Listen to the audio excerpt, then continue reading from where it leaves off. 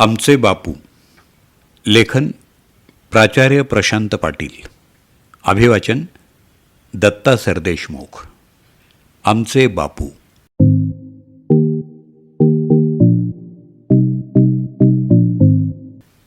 माझे वडील निंबाजीराव उत्तमराव पाटील मुख्याध्यापक होते. ते त्यांचे वडील म्हणजे माझे आजोबा उत्तमराव धनजी पाटील यांच्याप्रमाणेच अतिशय कर्तबगार, तरलबुद्धीचे आणि व्यवहार चतुर होते. 1 मार्च 2016 त्यांचं निधन झालं.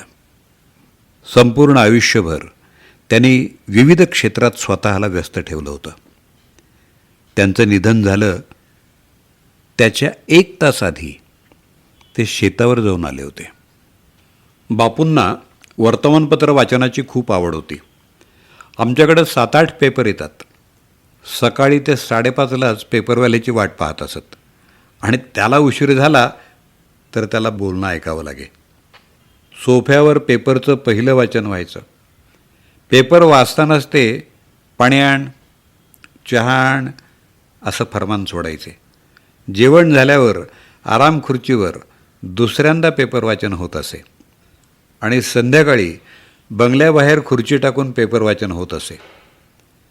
त्याचबरोबर पाणी आण, चहा आण हे फरमान सुरूच असे. दररोजच्या विविध पेपर वाचनामुळं त्यांना सर्व घडामोडींविषयी इत्थंभूत माहिती असे. अग्रलेख वाचन त्यांना फार आवडे. श्रोतेहो, शेती, पाऊस हे त्यांच्या नैसर्गिक आवडीचे विषय होते. आयुष्यभर बापूंनी जवळजवळ दररोज शेतावर फेरी मारली. फार लक्ष देऊन ते शेती करत. हा वारसा त्यांना त्यांच्या वडिलांकडून मिळाला असावा. पावसाविषयी त्यांना फारच आकर्षण होतं. आयुष्यभरात दररोज संध्याकाळी रेडिओवरून त्यांनी हवामानाचा अंदाज ऐकला. पाऊस पडायला लागला की या दिशेला जास्त पडतोय, त्या दिशेला जास्त पडतोय याविषयी त्यांची कॉमेंट्री सुरू असेल. तसंच कुठं किती पाऊस पडला याविषयी त्यांना फार उत्सुकता असायची. पाऊस पडायला लागल्यापासून थांबेपर्यंत सतत त्यांचं घरात आतबाहेर चालत असे. आमची तापी नदीकडची शेती अतिशय सुपीक असल्यामुळं ते चांगलं पीक काढायचे. शेती आणि पाणी हे त्यांच्या अतिशय जिव्हाळ्याचे विषय होते. प्रवास हा आमच्या बापूंच्या जीवनाचा एक अविभाज्य भाग होता. प्रवासासाठी त्यांना कोणतंही कारण पुरेसं असे. लग्न, अंत्यविधी, 10वं, श्राद्धविधी, नंतर शेवटी ज्येष्ठ नागरिक संघाचे कार्यक्रम या निमित्तानं त्याने आयुष्यभर सतत प्रवास केला. वृद्धापकाळात प्रकृतीमुळं घरातले सगळे त्यांना प्रवास करण्यावरून रागवत असत. त्याने त्याची कधीच पर्वा न करता शेवटपर्यंत प्रवास केला.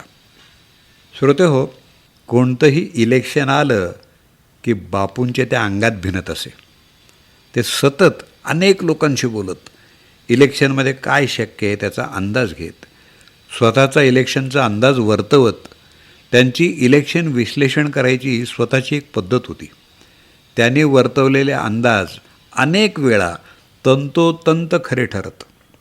इलेक्शनचा अंदाज घेण्यासाठी ते भाजीवाले, रिक्षावाले, कामगार, शेतकरी अशा सर्व स्तरातल्या लोकांशी बोलत असत. एखाद्याला निवडून आणणं किंवा एखाद्याला पाडणं हे त्यांना आपलं आद्य कर्तव्य वाटायचं. मग ते स्वतःला इलेक्शनच्या काळात पहाटेपासून रात्रीपर्यंत व्यस्त ठेवत. बापूंच्या संपर्कात आलेल्या प्रत्येक माणसाचा वाढदिवस, लग्नाचा वाढदिवस, त्यांच्या मुलांचे वाढदिवस याच्या नोंदी त्यांच्या डोक्यात पक्क्या असत. ते सर्वांना शुभेच्छा देत. संपर्कातल्या सर्वांच्या लग्नाला जाणं, ओळखीच्या व्यक्तीच्या अंत्यविधीला जाणं, विविध कार्यात सहभागी होणं त्यांना आवडायचं. एखादा कार्यक्रम असला आणि ते पोचले नाही असं कधी झालंच नाही. ते सतत ओळखी करून घेत. ओळख ही सोन्याची खाण आहे असं ते म्हणत.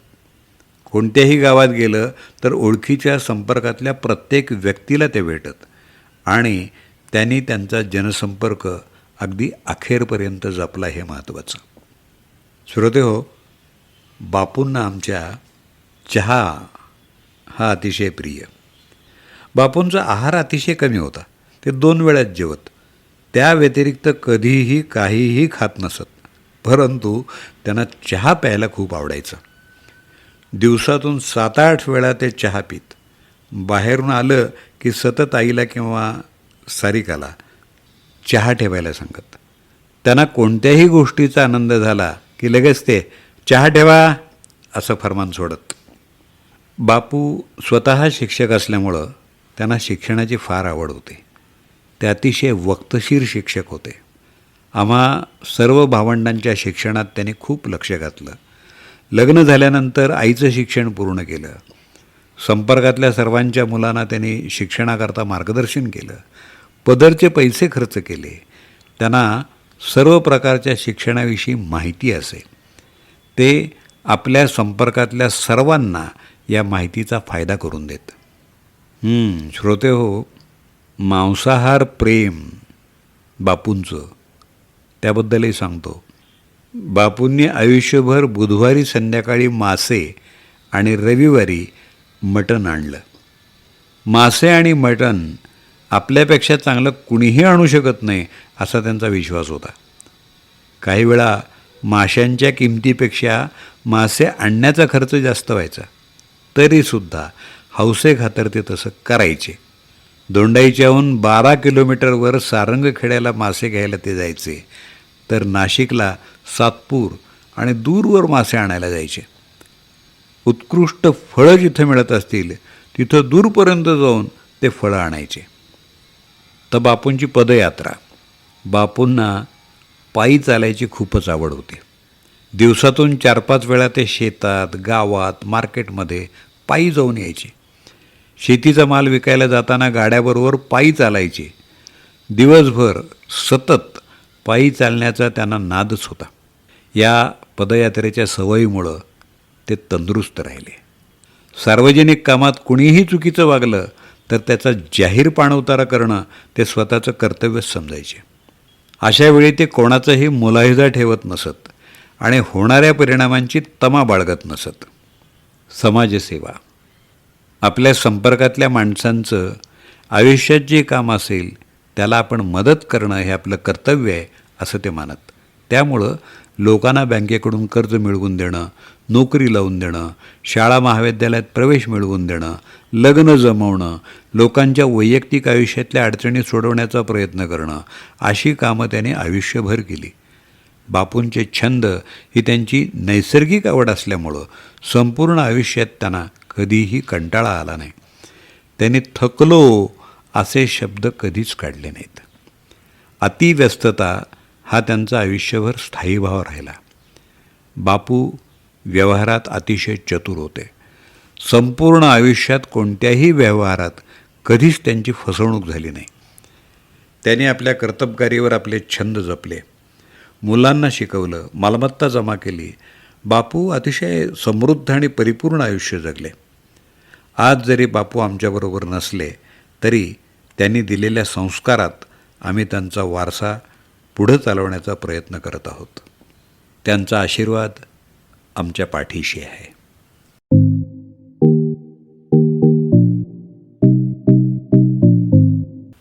आमचे बापू.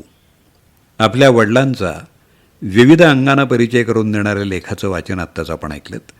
लेखक प्राचार्य प्रशांत पाटील.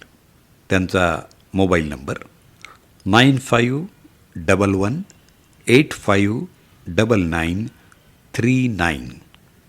अभिवाचन दत्ता सरदेशमुख. 8329730186.